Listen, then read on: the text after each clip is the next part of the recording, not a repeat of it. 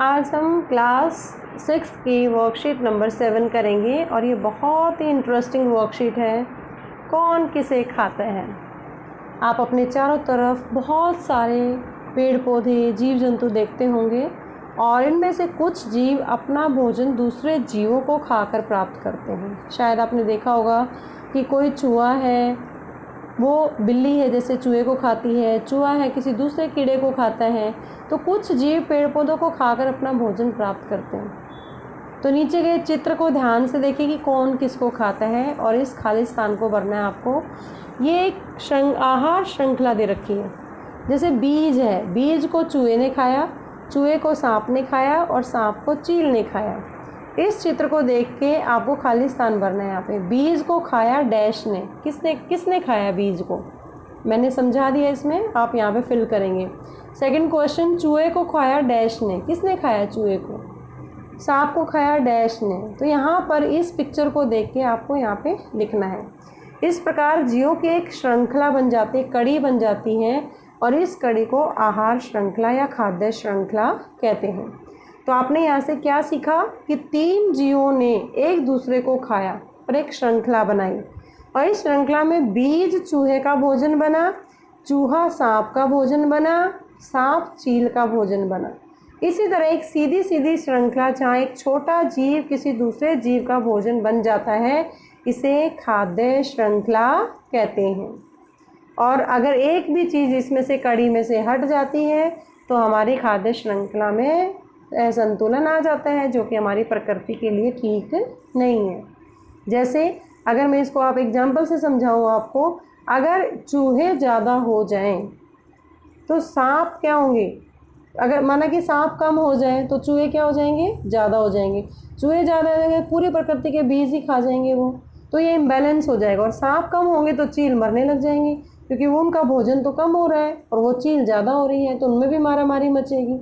तो हमारी प्रकृति में खाद्य श्रृंखला को संतुलित रहना बहुत ज़रूरी है। इसलिए हर जीव हमारे संसार में इम्पॉर्टेंट है, हम एक दूसरे के लिए। और अगर हम इन खाद्य श्रृंखलाओं को देखें, कम से कम कोशिश करेंगे आपको बनाने की। यहाँ पे 3 चीज़ें दे रखी हैं, इसमें इन जीवों को ध्यान से देखना आपको और सही खाद्य श्रृंखला बनाना है कि कौन किसका भोजन बनेगा। घास है, हिरण है, शेर है। जैसे घास है यहाँ पर, तो यहाँ क्या आएगा, घास को कौन खाएगा, इसको यहाँ पे लिखना है। अब यहाँ जो आएगा उसको कौन खाएगा, यहाँ पे लिखेंगे। कम से कम 2 और खाद्य श्रृंखला बनाने की कोशिश आप कर सकते हैं। जैसे पौधे हैं, पौधों को हिरण ने खाया, हिरण को शेर ने खाया, या कीड़ा है, कीड़े को मेंढक ने खाया, मेंढक को उसने सांप ने खाया। तो इस तरह से बहुत सारी खाद्य श्रृंखलाएँ हैं जिसको आप बना सकते हैं। Now the time for the English medium students, it's very interesting worksheet, and today's worksheet is who eats whom. And you have seen the different kinds of plants, birds and animal around us. Some obtain their food by eating each other and some by eating plants parts, as shown in the figure. Look at this food chain. The seeds are eaten by rat, rat is eaten by snake, snake is eaten by eagle.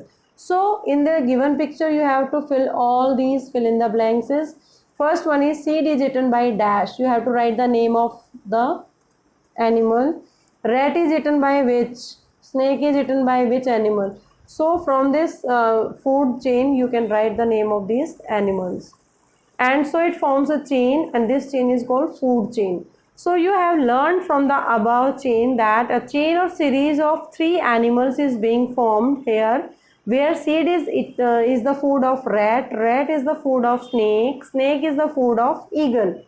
And the chain where one living organism being become the food of another living being is known as food chain. It's very important to make the balance in the food chain. If one of the animal become less in quantity and other becomes more, then it becomes imbalanced and it is very dangerous for the nature. So by seeing the pictures of different animals, write the correct chain showing who eats whom. Grass was eaten by dash. You can use these 3: a lion, deer and grass. You have to put all these in the blanks, and you can make the 2 more food chains by your understanding, by your surrounding. It may be the water animals, it may be the air, it may be the ground animals. So I hope you understand the concept of who eats whom. Thank you so much for watching super विज्ञान।